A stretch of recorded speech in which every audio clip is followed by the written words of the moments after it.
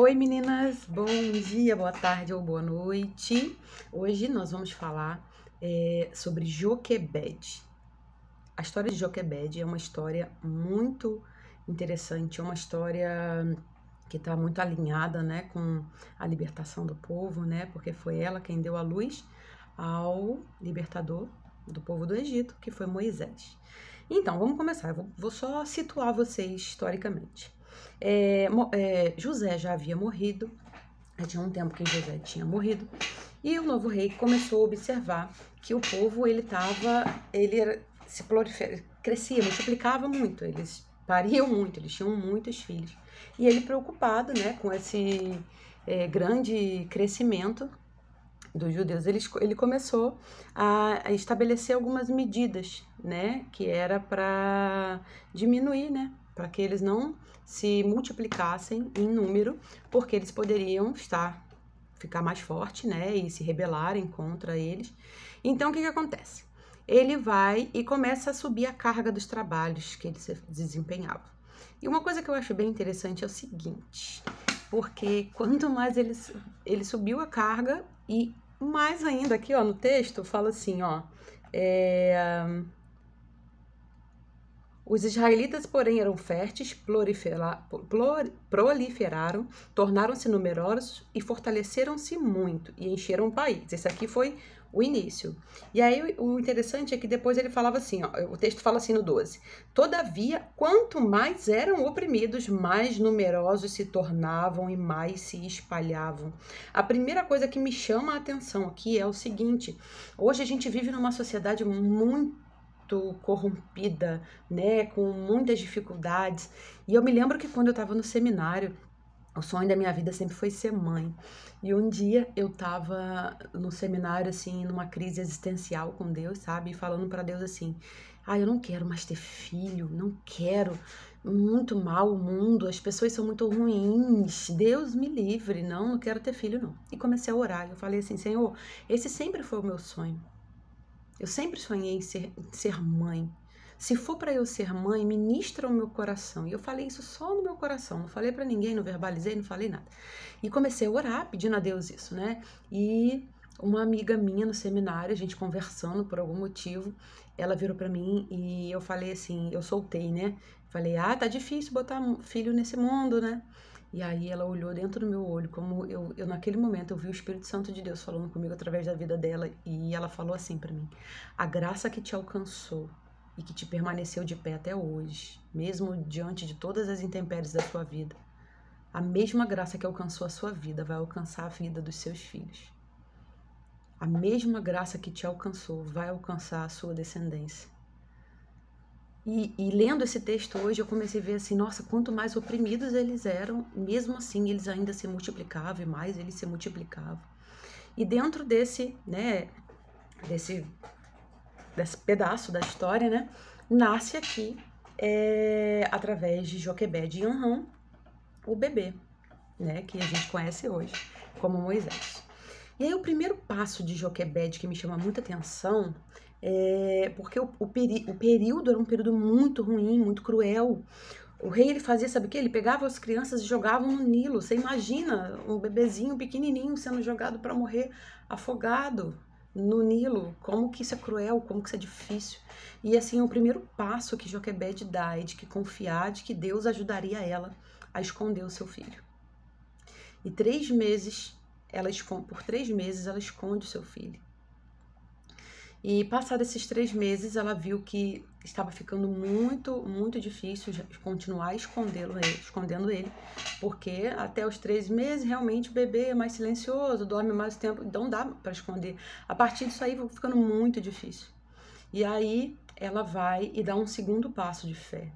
E ela entende o seguinte, de que ela ia confiar no Senhor, que ela faria um cesto, colocaria o seu filho às águas, jogaria o seu filho às águas num bercinho, e que o Senhor cuidaria dele. Aí eu fico pensando assim, nossa, quantas vezes a gente vê os problemas, as dificuldades se levantarem, né?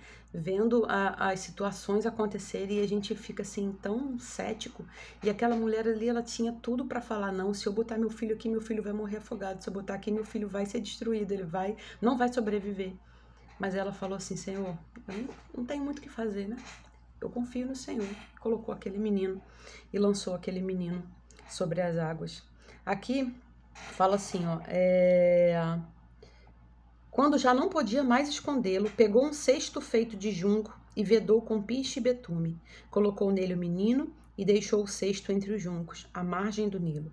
A irmã do menino ficou observando de longe para ver o que lhe aconteceria. A filha do faraó descera ao Nilo para tomar banho. Enquanto isso, as suas servas andavam pela margem do rio. Nisso, viu o cesto entre os juncos e mandou sua criada apanhá-lo. Ao abri-lo, viu um bebê chorando. Ficou com pena dele e disse, este menino é dos hebreus. Então a irmã do menino aproximou-se e perguntou à filha de Faraó, a senhora quer que eu vá chamar uma mulher dos hebreus para amamentar e criar o menino? Quero, respondeu ela. E a moça foi chamar a mãe do menino. Então a filha do faraó disse à mulher, leve este menino e amamente-o para mim, e eu pagarei você por isso. A mulher levou o menino e o amamentou.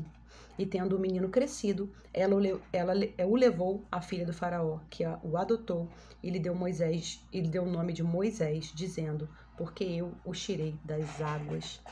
É interessante a gente notar que quando Joquebede ela toma, né, esse ato de fé, Deus recompensa a fé dela e devolve o menino aos seus braços. Dá a ela a oportunidade de amamentar o seu filho, de cuidar naquele período inicial do seu filho, de poder passar para ele o que ela conseguia passar, até o final da sua amamentação, que é por volta, elas amamentavam até por volta aos 3 anos. E eu fico pensando, eu refletindo sobre o texto, eu fiquei pensando assim, como que essa mulher lutou pela salvação do seu filho? Como que ela lutou para que seu filho não fosse morto pela tirania do rei? Como que ela lutou? Como que ela lutou para o seu filho não ser morto? Como ela lutou para o seu filho não ser descoberto, não ser pego? Sabe, trazendo isso para a nossa vida,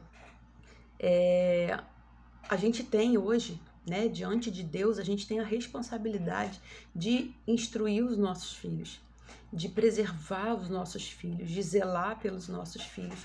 Mas a gente tem vivido uma geração tão egoísta, a gente tem vivido uma geração tão... Porque muitas pessoas poderiam falar assim, não, mas eu não tenho o que fazer, esse menino vai acabar sendo morto, porque eles são mais fortes do que nós, eles são mais poderosos do que a gente. Sabe, quantas pessoas às vezes falam assim, não tem como não deixar meu filho ver esse tipo de programação, não tem como não deixar meu filho fazer isso ou aquilo. E acaba se permitindo o filho agir como quer, do jeito que quer, da forma que bem entender. Sabe, a gente precisa lutar pelos nossos filhos. Ali, Joquebede lutou pela salvação da vida do seu filho mesmo, para que ele não viesse a morrer. Sabe, e nós... Como nós temos lutado pelos nossos filhos? Será que a gente de fato tem se empenhado pela salvação deles? Será que de fato a gente tem tido fé no Senhor, confiado no Senhor, entregado os nossos filhos, né, ao Senhor? Ou a gente simplesmente botou no mundo e entrega que Deus vai cuidar levianamente, sem se preocupar, sem tentar fazer a sua parte? Porque Joquebede botou o menino no rio. Ela botou ele no rio. Ela teve fé realmente que Deus cuidaria dele. Mas ela mandou a irmã mais velha dele, ir seguindo ele, acompanhando a trajetória dele para que ele pudesse chegar a um local seguro. Ela não simplesmente colocou ele no rio porque ali, não. Ela colocou ele e falou, Miriam, eu olhei ele. E pela ação de Joquebede, Deus dá a ela a possibilidade de continuar, né, mais um tempo com o seu filho. E eu anotei uma frase que eu achei bem interessante, que é assim, ela o educou para entregá-lo a Deus. Ela cuidou dele para entregá-lo a Deus. Porque a partir daquele momento, quando ela entregasse o filho dela, né, aos cuidados da princesa, o filho dela estaria completamente agora nas mãos do Senhor, entregue para que o Senhor fizesse o seu propósito. E mesmo o ambiente hostil, mesmo num ambiente difícil, aquele menino floresceu e se tornou o libertador de Israel. Às vezes, algumas ações que você vai fazer na vida do seu filho vai gerar nele, vai plantar nele uma semente, e lá na frente ele vai florescer e servir ao Senhor em inúmeras funções, inúmeras áreas. Você já orou perguntando a Deus aonde você vê o seu filho, quais são os planos do Senhor para a vida do seu filho, para que você possa cuidar dele, pensando nisso, ensinando ele? Será que a sua maternidade, ela tem sido uma maternidade simplesmente, eu tive filho, agora eu tenho que criar? Ou não, eu tive filho, Deus me deu, Ele me concedeu essa criança e eu vou lutar pela salvação dessa criança, eu vou batalhar por essa criança, esse menino ele vai crescer, ele vai ser abençoado, ele vai ser, por onde ele passar, as pessoas vão ser abençoadas através da vida dele, as pessoas vão ser libertas. Será que você hoje cuida dos seus filhos com intencionalidade? Será que você tem preparado o caminho pelo qual os seus filhos vão caminhar? Será que a gente tem tido, né, essa sensibilidade de olhar para os nossos filhos e entender que Deus deu eles pra gente poder cuidar, mas no momento oportuno a gente vai ter que entregar o nosso filho para que ele cumpra o propósito do Senhor? E que tipo de preparação é essa que a gente está dando para os nossos filhos? Joquebede, ela fez tudo que estava ao alcance dela. Não tinha mais o que ela podia fazer. Ela fez o que podia. E o resto ela confiou e entregou para Deus. Então, que a gente aprenda isso com ela. Que a gente faça o melhor que a gente pode. Que a gente seja chata mesmo dentro de casa. Vamos ler a Bíblia, vamos orar.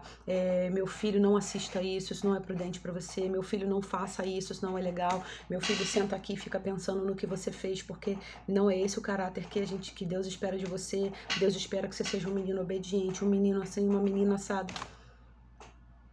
Será que a gente tem criado os nossos filhos com intencionalidade para que quando chegue no momento certo a gente possa entregá-lo para cumprir a missão do Senhor? Uma vez eu ouvi uma frase de um conhecido, muito querido, e ele falou o seguinte: filho, a gente cria pensando em duas coisas. Primeiro, você dá a ele abrigo, proteção, para que ele possa ali ficar sendo amado, cuidado, zelado, sendo direcionado. E depois, o segundo ponto que você dá aos seus filhos, primeiro é abrigo. E o segundo são asas, porque vai chegar um momento em que ele vai precisar voar. E aí, ele se sentindo amado no abrigo, ele vai poder voar para a direção correta. Ensina o menino no caminho que deve andar, pois quando crescer, ele não se desviará dele. Os nossos filhos, a Bíblia compara eles como flechas na aljava do valente. A aljava, toda vez que o valente pega a flecha da aljava para lançar, ele lança para um destino certo. E qual é o destino que a gente tem lançado? Se você é o guerreiro, segundo a Bíblia, para onde você tem lançado o seu filho? Essa é a meditação, né, a reflexão que eu gostaria de deixar para o nosso crescimento. Meninas, amo vocês e um bom dia.